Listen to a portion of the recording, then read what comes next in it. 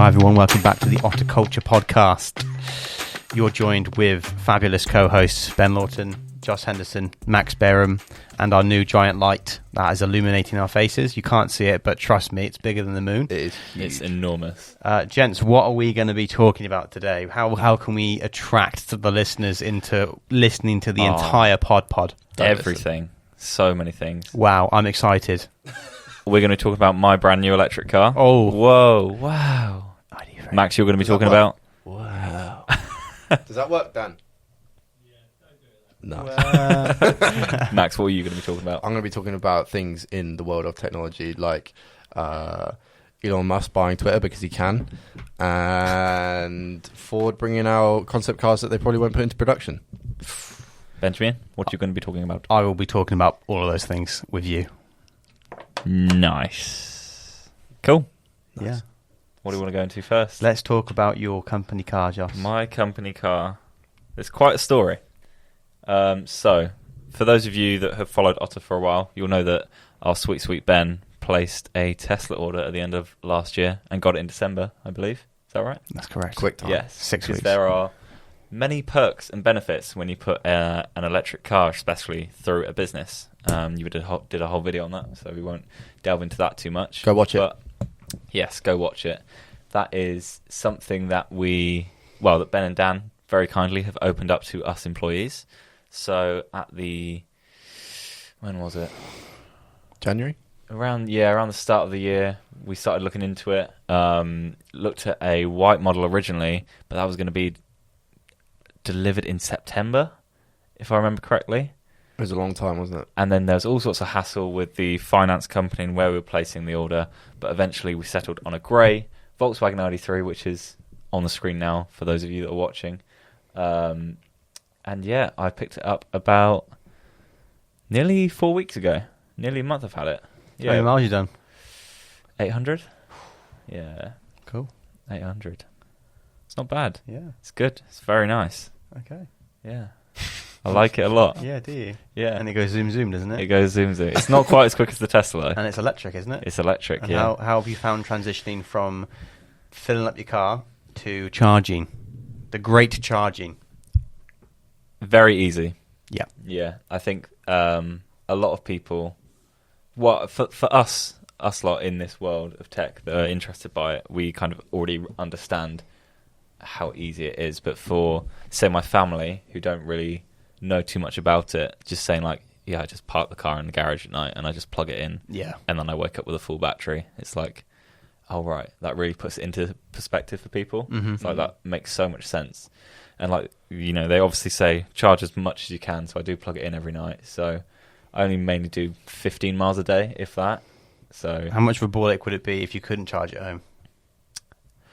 Yeah, it would be quite a ball ache because there aren't any public ones right near where I live. It would be like a 15-20 minute walk to the nearest one, which isn't the end of the world. That long? Yeah. Where is your nearest one? Be town centre. Really? Brunel car park, yeah. And you'll get mugged down there.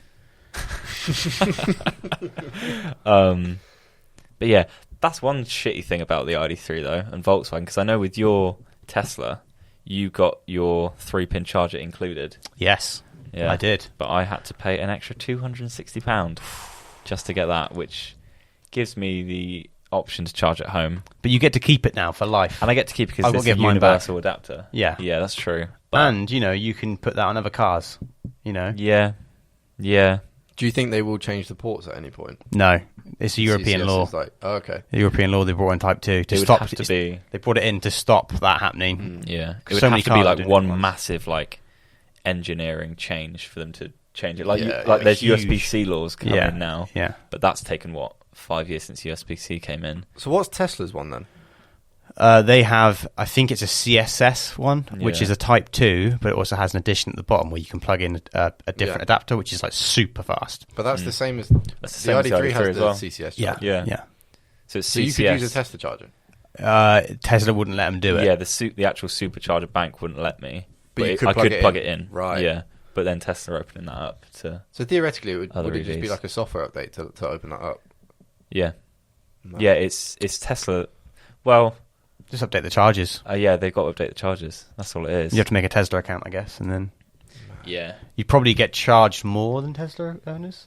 They're going to have to give Tesla owners some sort of perk in comparison to other owners. Obviously, it's like, because some people buy a Tesla for the network. It makes sense that they did like ultra speedy charging for Tesla owners, and then like maybe get like 100 kilowatt or something for as the like supercharge for everything else. Yeah. Well, batteries are only getting bigger, so it's like you need the big boy chargers in, right? Yeah. Have you used a big boy charger yet or anything? I've used one. So yeah, that's the story. The first weekend of when we got it, because we got it on the Friday, we went to Cirencester the next day, which is 20-30 minutes from here. Dan's favourite place. It's a good place, nice little town. So we went up on Saturday morning, and the Waitrose there have like 8 chargers, which is really, really good for a supermarket. And they have 2 rapid ones, but they were Shell, and the Shell ones are really expensive. So we ended up paying 30 quid for about 30%. I can't be right. Oh my god, something's wrong with that. That is outrageous. It was so much. I plugged it in and it charged me straight away because obviously it recognised it's over £1 a kilowatt. That can't be right. Okay, maybe I charged a bit more, but yeah, it was outrageous because I'd gone to the Swindon Waitrose the night before just to actually do a bit of shopping, and I just plugged it in because they had one there, and it's BP Pulse, and that was completely free. So to then go to the same supermarket with a different brand was like, why was that free? Shit, I don't know. Some BP Pulse ones are. A lot of supermarket ones are free. But that Cirencester one clearly is not. So we got shafted there and then, which was not fun. But won't be doing that again. But it's cool doing a rapid one because we then just went and sat and had a coffee and just watching it like go up. What do your parents think of it? My parents love it. I took my mum and dad out for a spin the day we got it, I think. I went and saw them after work, and I put my foot down. The 0 to 60 in 7 seconds really blew their socks off, you could say. I bet it did. Which makes me worry to think what their reactions would be in your car. I think they'd probably cry. I just want everyone to experience how fast the performance is. Yeah. Because it like my car's nothing on that. That thing is like a whole nother ball game. But isn't it only how much quicker is it? A second and a half. Oh, wow.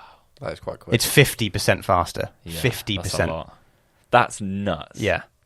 It's like the difference between mine and yours. That again, from mine to the performance. Oh my god, that's mad. Yeah, think how quickly you get to Tesco's. But isn't it like a 20 grand increment? It's at least 10. Yeah, it's a lot. That's so much money. It's a lot. But if you're a speed demon, you'd buy it, wouldn't you? Oh yeah, if you're a car boy. Yeah, but what's yours now? 3.4. 4.4. 4.4. It's not slow. Like that, and having been in it, it's not slow. Not slow. So it's not slow, but it's slower. The thing is, because I've tasted what the performance can do. Yeah. And it's always at the back of my head now, like, yeah, this is really quick, but it's not. It's like when I was younger, I was in South France, and my parents took me to this steakhouse, and we had a Chateaubriand, and it was literally, you know, one of those memories where it must be better in your memory, but it was literally the best steak I've ever had. It was like perfect tenderness, like taste, and the cut was amazing. Everything about it was just orgasmic, right? This steak. Nice. And now every time I have a really good steak, Yeah. I'm like, this is amazing, but it's just not as good as that steak. Really? Yeah. I have the Still same to this thing. day. I always think that, and it's the same with the speed of the Tesla. It's like I floor it, and I'm like, this is really quick, but I know how much faster the other one was. Yeah. Oh yeah, because you experienced the performance one, didn't you? In the test drive, yeah. So I think I kind of cucked myself by doing that, or fuck myself is a better term, but Yeah. it wasn't. I don't regret it, but part of me wants her back, you know. But I just want her back. What did you have, Max? That was like that. I had a burger in New York at a Shake Shack in one of the, I can't remember where it was, one of the parks in New York. And I remember biting into it and similar thing. It was just like, I've peaked in life. This is it. There's no, like, anything I do in life now is just meaningless. Yeah. And I've been chasing that high ever since. Yeah. And yeah. Never Hopefully Mr. Beast Burger will be the one. We should have done a review. We should, yeah, to be fair. On the podcast, ASMR.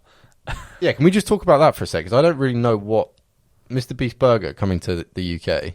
And Swindon. I don't really know what because you were speaking about it earlier about the sort of mindset behind it.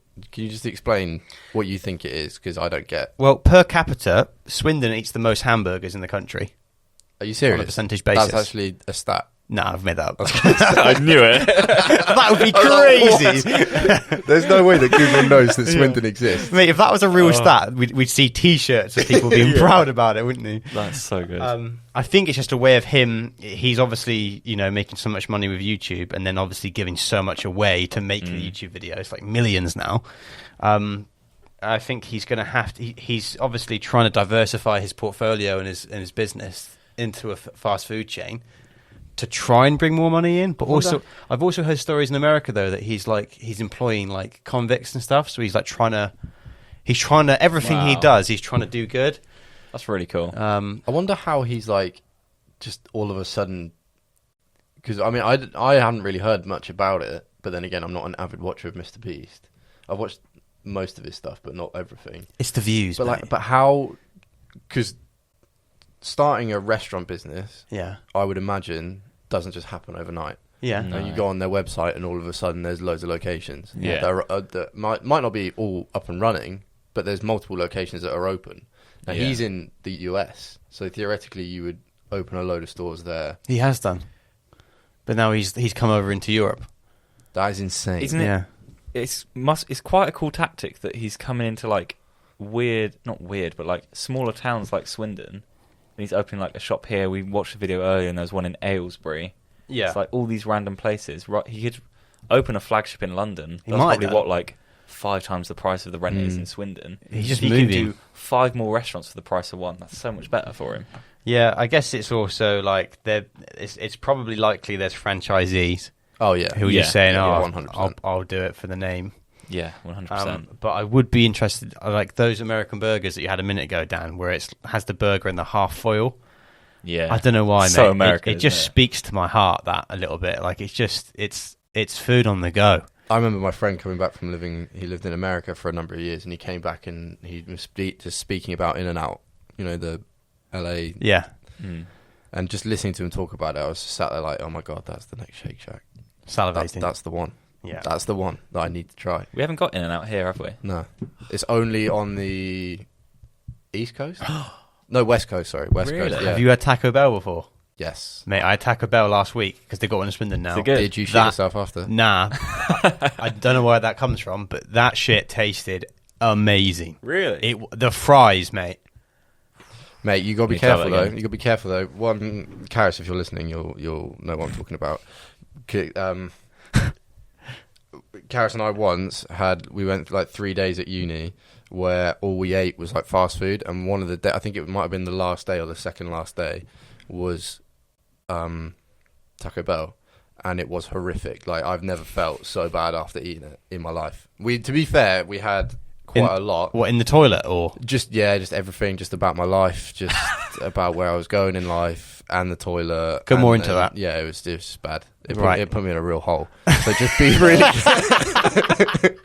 just word of warning, as someone that's had many Taco Bells, be very, very careful about how much you consume, because it will consume you. Is it like spiciness that like messes with your stomach? It can be if you order I've heard that the spicy stuff is quite intense. Yeah, I'm soft, so I was going to say you're not a spicy boy. So what is it that messes with you? Oh, it's just a lot going on. They've got a wrap called the Volcano. Ooh. I don't know why they call it that though. Is it hot? I haven't tried it. I just got the medium spicy chicken one, and it was. I would implore everyone to try it. Yeah. Crunchwrap Supreme is banging, but you will feel it afterwards. I promise you. I've tried they do vegan tacos. Ooh, which is poppin'? Pretty decent. Yeah, they're good. Yeah, need to have it again. You're a bit of a naughty girl for a vegan taco, aren't you? Yeah. Yes, boss. Yes, boss. Where's this going? I was going to reiterate that TikTok, but there's no way I can reiterate that on a podcast. Okay, good. God. All right. Elon Musk bought Twitter. Nice segue. In other news. We keep getting. I don't know if you watch it. I don't know if you can see it on the cameras. We've just had Dan typing in next topic on the screen. Oh God, we can always cut that. Don't worry. No, let's keep that in. Okay. That's funny. How do you segue into that naturally? I think that's a good segue. I feel like sometimes you just got to bite the bullet and go Well, in hard. do you know who else likes naughty vegan girl tacos? Elon Musk. Nice. That's better. See, There we that's go. why you are the man. Thank you. Tell me more, Ben. Well, this is your topic, Max. I don't want to take it away from you. Tell me more, Max. Elon Musk bought a 9% stake in Twitter. But I think the SEC are investigating it because apparently he owes something like $157 million or so. Or he made $157 million in the shares going up after that, because the shares, like the Twitter stock, just absolutely skyrocketed after he announced it. And he made a shit ton of money off that. But something like he had to disclose something, and he didn't disclose it until after it had all gone through. Yeah. So the SEC are investigating him, but apparently the fine that he will have to pay is only like a couple $100,000 in comparison to making over. Well, that's why he didn't declare it. Million. It's just less tax, isn't it? Yeah. But yeah, so it was announced on Twitter. Well, the Twitter board basically came out and said, "Oh, we're gonna have Elon Musk on the board of Twitter now." And then a day later, they were like, no, he's not. no, we're not actually. Yeah. And it does look, I don't know if this is true. But he's since made an offer as well, hasn't he? Yeah, well, this is what I was going to say. It looks like he's gone, all right, well, do you know what then? I'll just buy Twitter then. I'm going to come back and I'm I'm going to come back and buy the building. Yeah. Yeah. Nice. It's exactly that. It's exactly that. Which is insane if you think about it. Like to be able, because I would say Twitter is one of the big three, really, isn't it? It's like Facebook, Twitter, Instagram. Definitely. But I've seen, like, in a lot of videos around all this happening recently, it's like it's one of the platforms that have struggled to evolve the most. So they're in like a bit of a rut, and I guess they kind of need someone new and fresh on the board to kind of spice it up a bit. 100%. My question is that Elon Musk? Yeah, I don't know. Well, I guess the more interesting question is that a worry that billionaires can just buy arguably one of the biggest platforms in the world where most people get information from? You could argue it's out of the three, it's the best place to get the most accurate information of the three. Yeah. Compared to Instagram and Facebook? Or the most sort of, I don't know what the they word have like is. the most people who are important figures. Like they have a lot of politicians, writers, important people on there who use it frequently as well. Whereas like you wouldn't get that kind of interaction on Instagram. It's just mad that someone can just buy that platform. Yeah. And it's like he's almost like a modern day Rupert Murdoch, where he just buys the Sun or the BBC and then controls the narrative in the country. If you buy Twitter, what are you buying? Aside from the company that makes profit, what are you buying? The asset. Like, buying the narrative. Yeah. It's one of the biggest tools, because if you think about it, like I don't understand how nothing's been done about this. To be fair, I don't really know if there's anything people can do, but he's pretty much used Twitter to manipulate the market for years. Years. Like any time he tweets, I'm going to do this. Bang. Dogecoin. Stock price just goes everywhere. It is market manipulation.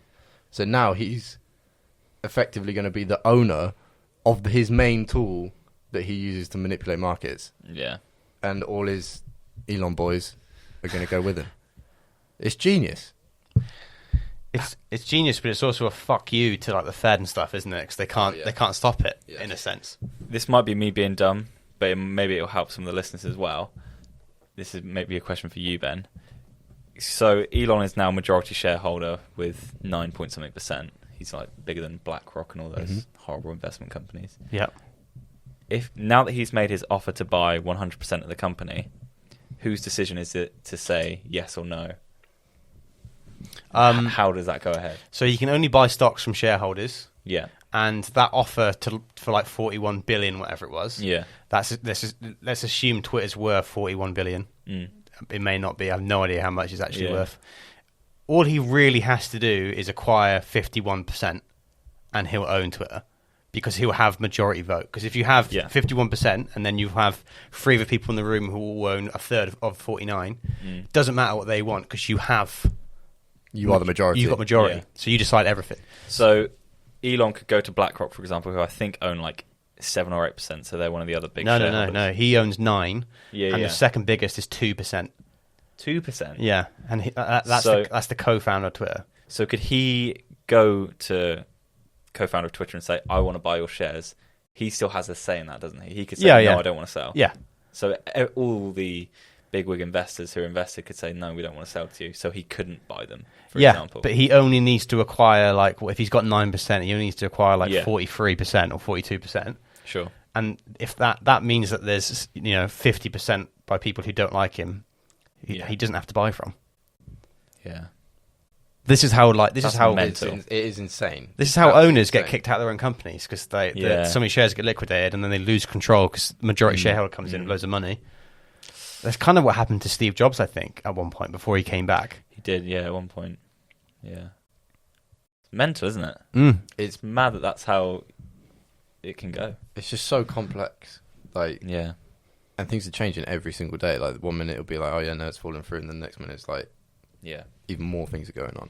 But I saw this argument on Twitter, ironically, where people were saying, so he's obviously this massive advocate for free speech, and Donald Trump was removed from Twitter for being a moron.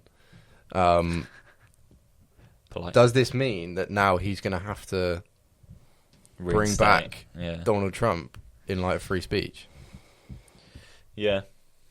It's a good question. It's like all these things, like if Elon Musk is like doing it for the right reasons and wants all this stuff and wants everyone to be able to say whatever they want, how do you police Twitter? Is it just going to be a cesspool for Reddit? You can't say I want free speech and then police it. Yeah. If you want free speech, you can't police. The problem Twitter made is they made a stand.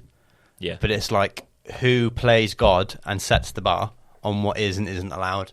Like, do you allow, how many racist jokes do you allow? How many, jokes about transphobia do you allow? Like, is it everything, none? It's either everything or none. I think anything in between, it's like, where do you stop it? Yeah, because you can say, oh, no, we removed that because it's racist. But it's like, okay, but you're not exercising freedom of speech then. Yeah. I don't know what the answer is. I am for freedom of speech completely. Yeah. But then again, I don't want to be there and think like, oh my God, there's so many people just getting absolutely bullied to shit online because I'm an advocate of free speech. So it's like, it's a lose-lose, really. Yeah. But I also think taking away free speech could lead to, it's a very slippery slope.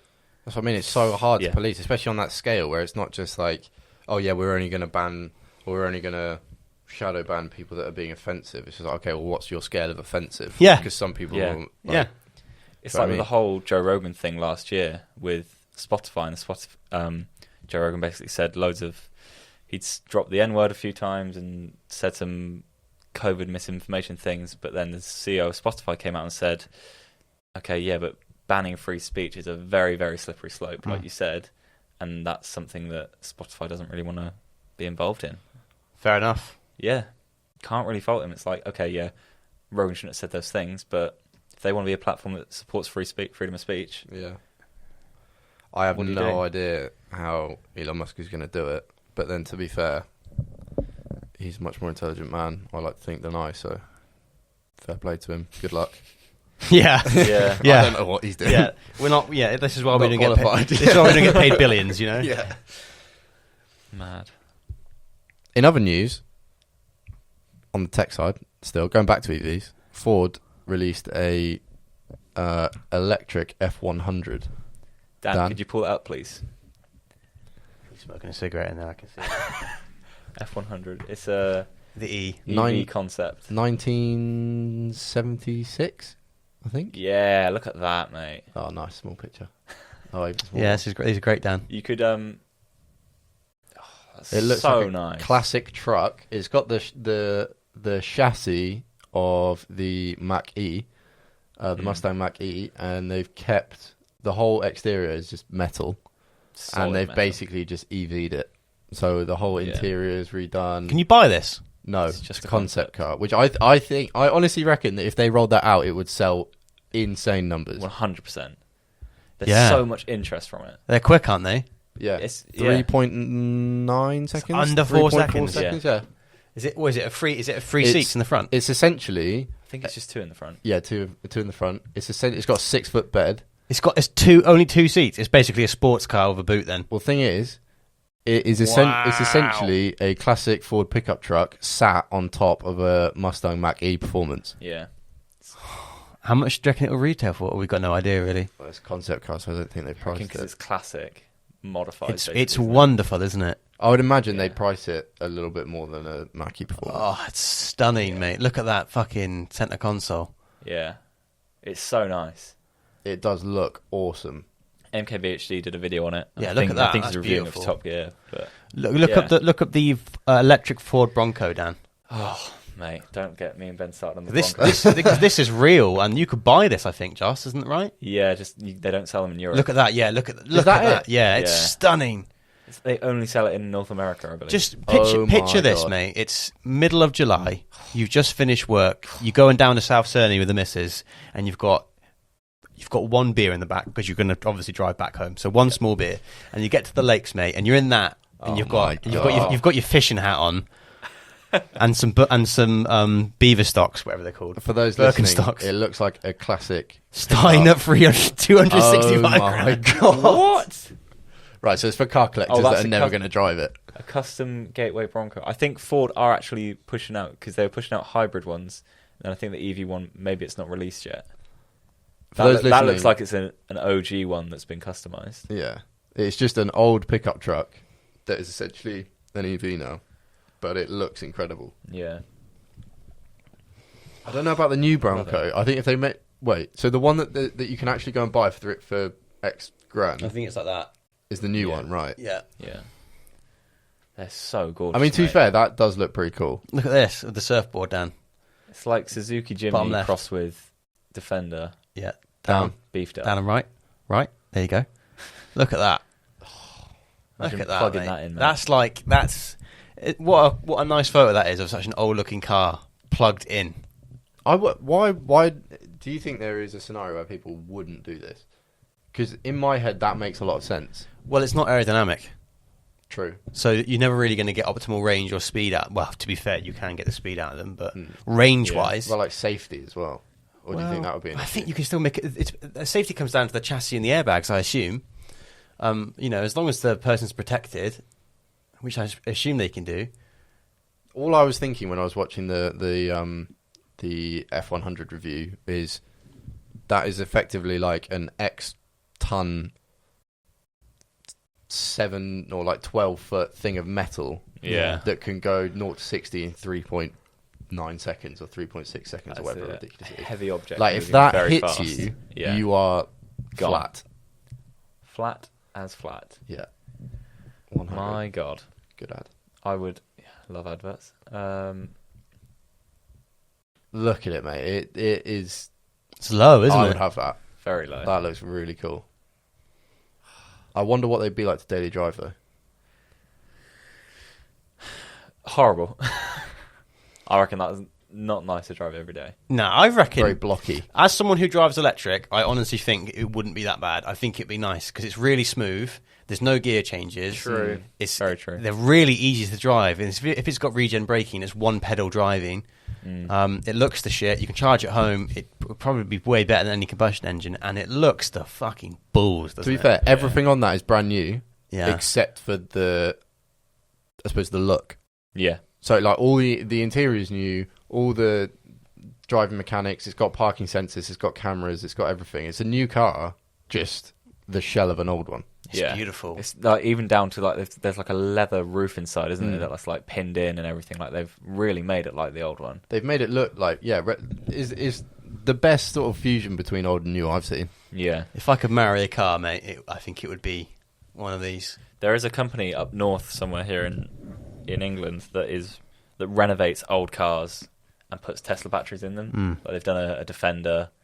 They've done like Beetles. They've done all sorts. Oh mate, They're I'm gonna find. absolutely nuts because they get like a Defender like our old one doing 0 to 60 in like 4 seconds. Imagine that in our Defender. It's insane. Yeah. I think I'm just looking now. I think there's a company, I want to say it's Gunter Works.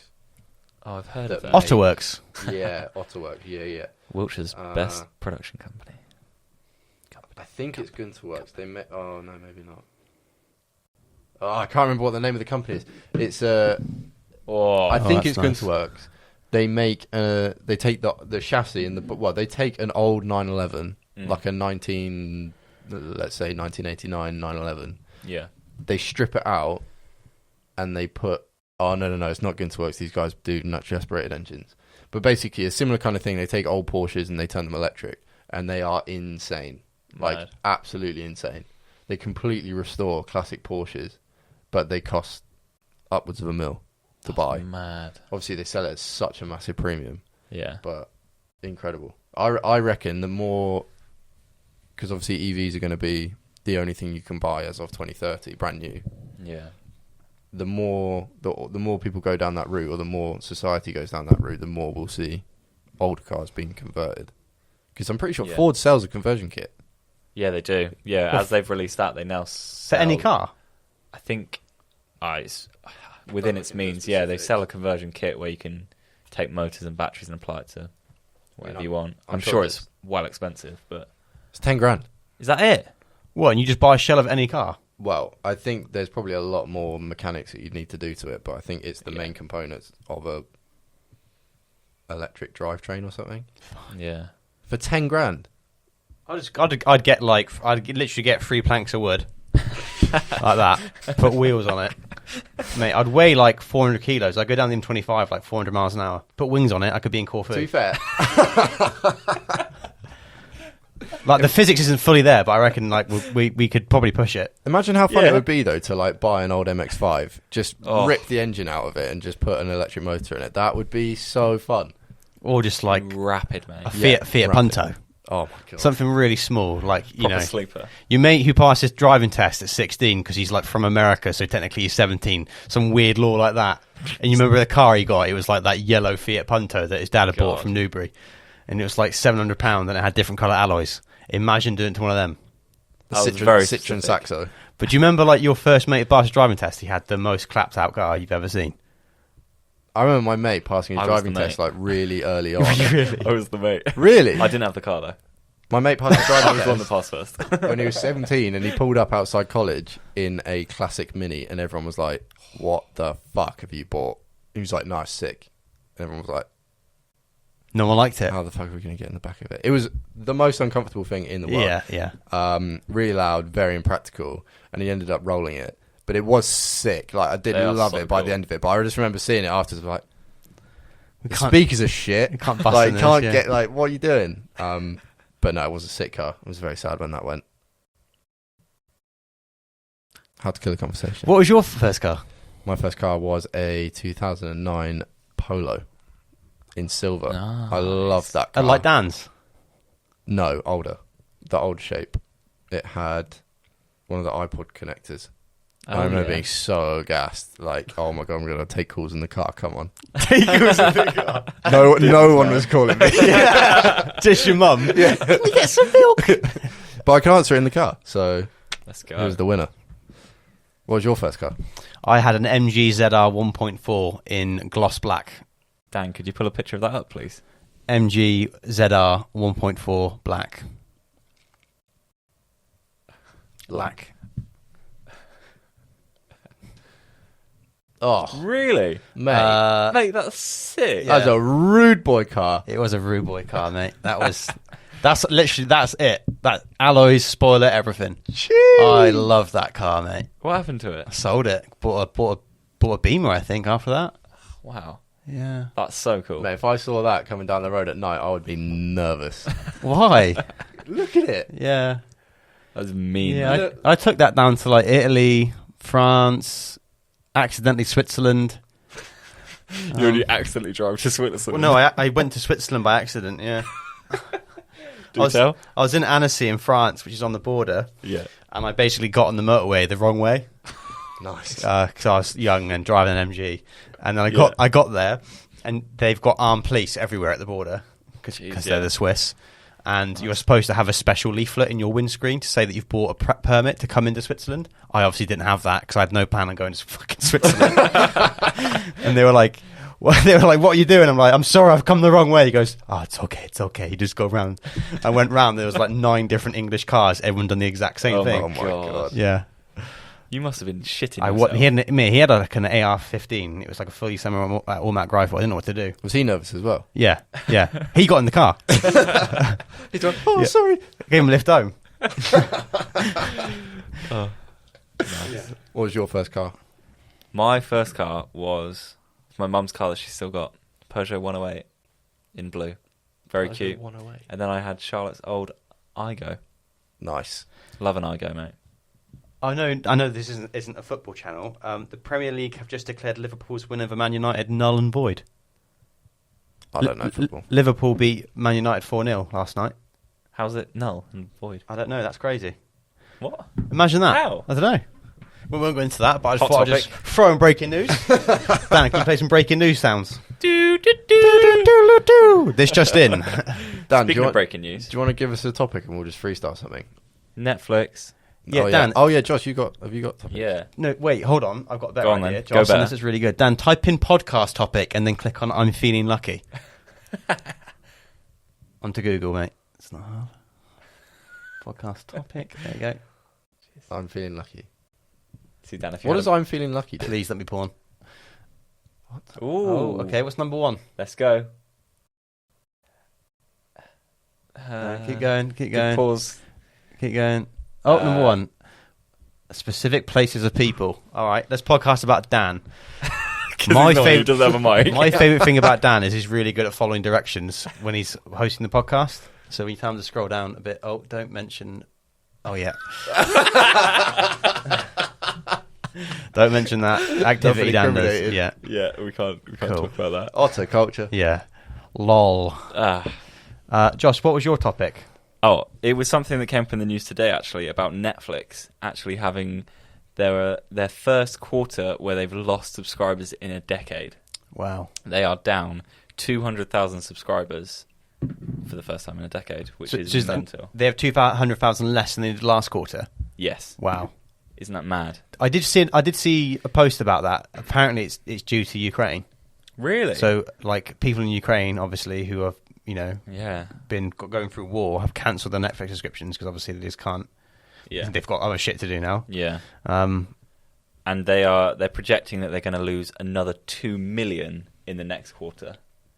Oh yeah. So sorry, they pulled out of Russia, of course. Yeah. Dan's just pulled up the article from BBC News. So because Netflix has pulled out of Russia, they've lost 700,000 subscribers, and another 600,000 people stopped using its service in the US and Canada after putting its prices up in January. But I also read that Netflix are projecting they're going to lose another 2 million in Q2, which is nuts. Their stocks dropped 31% because of it. Yeah, mainly. 30%, there you go. They said also mainly because people are password sharing, which I don't really know how you stop that, and they kind of hit a wall. There's loads of other platforms that people are now subscribing to: Disney Plus, Hulu, all of that, Amazon. Netflix is expensive now as well. It I got a is. notification that they're putting their prices up again. To what? Oh, it Like was £7, £8? No, more than that. Way more than that. It was like 13. A month? Really? 13 or 14. Wow. In the UK UK, standard. basic and standard plans have increased by £1 a month to $6.99 and $10.99. So the standard plan, you get free logins, I think. Yeah, I think mine. To Wow. be fair, we've got multiple for the family, but yeah, so it's still like £13-14 a month. Yeah, you have Which to pay every more for single like month. the Ultra HD and everything. Yeah, don't and like I will say, though, guys, you? Go on. as we are all young bucks here, Yeah. that is still cheaper than a TV license. true. Yeah. TV licenses, mate, they're about £13 to £15 a month. That's You a can lot. get a standard Netflix subscription, a Disney Plus subscription, a Hulu subscription, and probably some peanuts per month, or a fucking TV license that gives you BBC and ITV. Yeah, and then and then chances are if you're buying a TV license, you're probably going to buy like Sky Sports or something like that Yeah, as well, aren't you? yeah. So it's like that whole system needs to be rethought out, doesn't it? Government. It does. Especially with... Everything.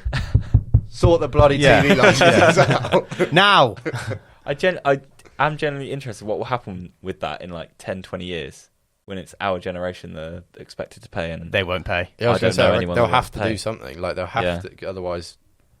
Well, don't you only pay TV license because BBC? If you watch terrestrial TV, yeah, or if you use What BBC if you watch iPlayer. extraterrestrial TV?